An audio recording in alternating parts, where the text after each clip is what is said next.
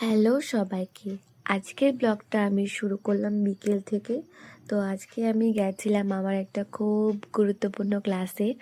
যদি আমি ওখানে প্রচণ্ড কামাই করি, তার জন্য আমাকে দিদি প্রচুর বকাও দেয়। তাও আমি ঠিক করেছি, ঝড় বৃষ্টি তুফান ভূমিকম্প যা কিছু হয়ে যাক, আমি তাও ক্লাসে যাবই। আজকে আমার প্রচুর শরীরটা খারাপ ছিল। হয়তো তোমরা আমার ভয়েস শুনে বুঝতেও পারো যে আমার ঠান্ডা লেগেছে। ঠান্ডা লেগে আমার প্রায় খারাপ অবস্থা, মানে আমি ঠিক করে কথা বলতে পারছি না। তাও আমি ব্লগটা শেয়ার করছি তোমাদের সাথে, কারণ আমি গেছি যেহেতু, কেন শেয়ার করব না। দিদির বাড়ির গলির সামনে গিয়ে আমাকে দেখে পুষিটা ম্যাও ম্যাও করছিল, তো ভাবলাম ওর একটু ছোট্ট ক্লিপ নিয়ে নিই।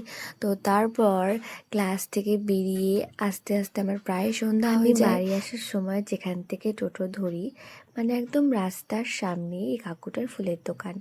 আমি ওই ফুলগুলোর একটু ভিডিও নিচ্ছিলাম, তাই কাকু বলছে একটু ভালো করে ছবি তোলে ফেসবুকে। আমি কাকুকে বললাম তোমার এই ভিডিওটা, মানে ফুলের দোকানের ভিডিওটা আমি আমার ব্লগের মধ্যে দেব। কাকু বললো অবশ্যই দিস। তারপর আমি টোটো ধরে বাড়ি চলে আসি। দেখা হবে তোমাদের সাথে আবার নতুন কোনো ব্লগে। ততক্ষণের জন্য তোমরা সুস্থ থেকো, ভালো থেকো, টাটা।